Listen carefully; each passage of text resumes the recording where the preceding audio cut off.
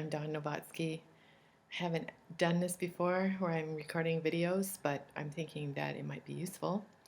I wanted to talk to you today about a few ideas. One is the notion of collective goods.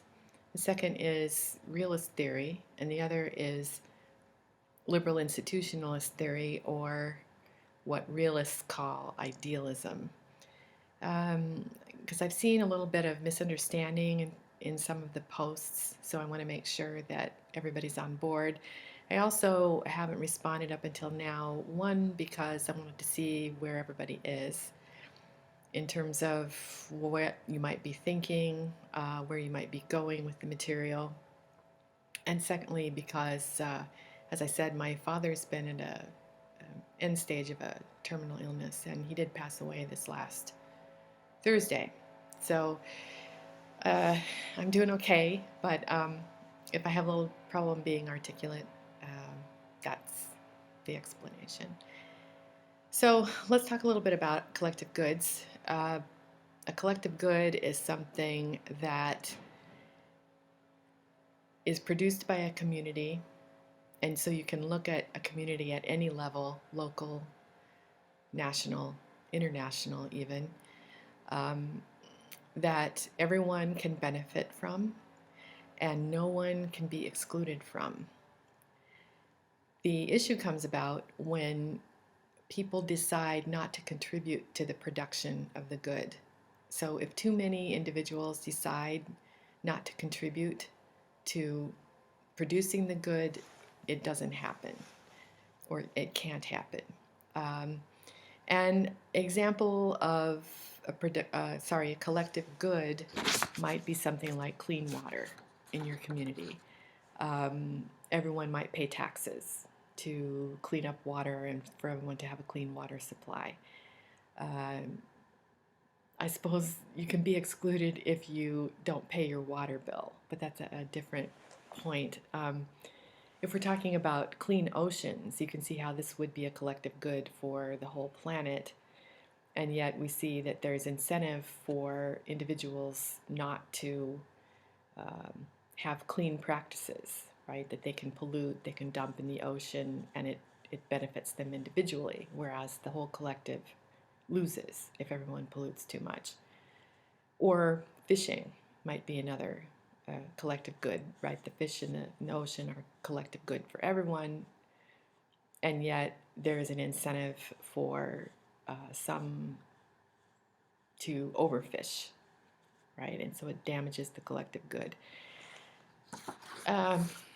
Another example might be peace. In the realm of IR, peace can be a collective good. Everyone benefits.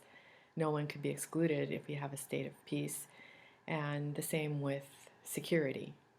Now, the difference between collective good in international relations and at the national level is that at the international level, there's no one to enforce the rules or the agreements that are made unless a country particularly wants to enforce them.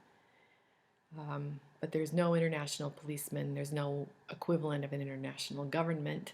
The UN, to the contrary, the UN is far, far from being an international government.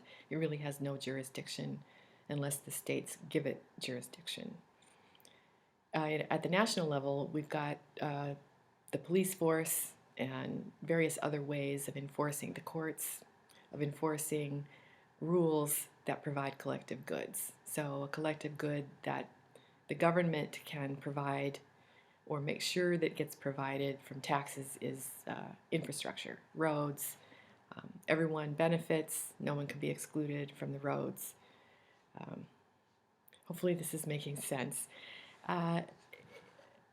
So one thing, one issue here is what's called in the international arena the free rider problem, meaning that if everyone benefits and no one can be excluded, then what's the incentive to pay for the good?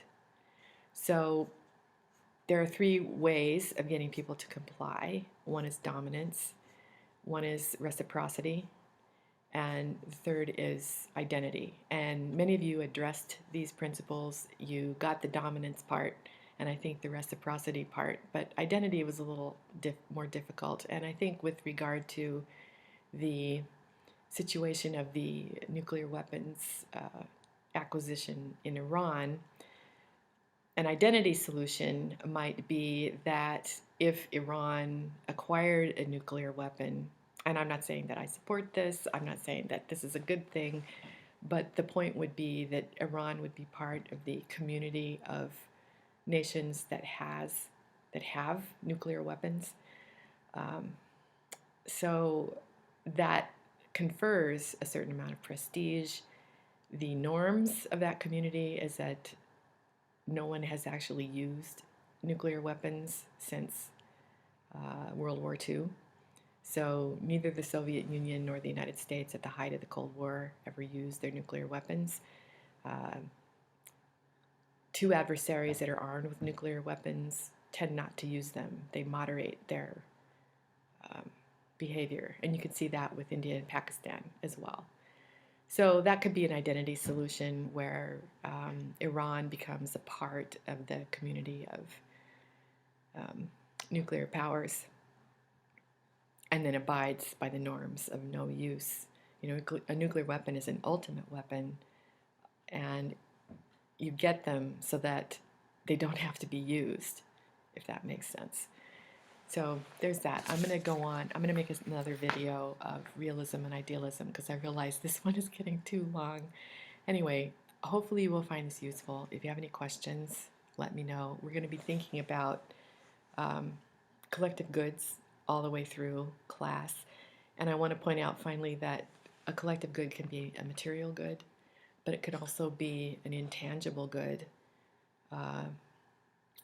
such as peace, for example, or security, or freedom.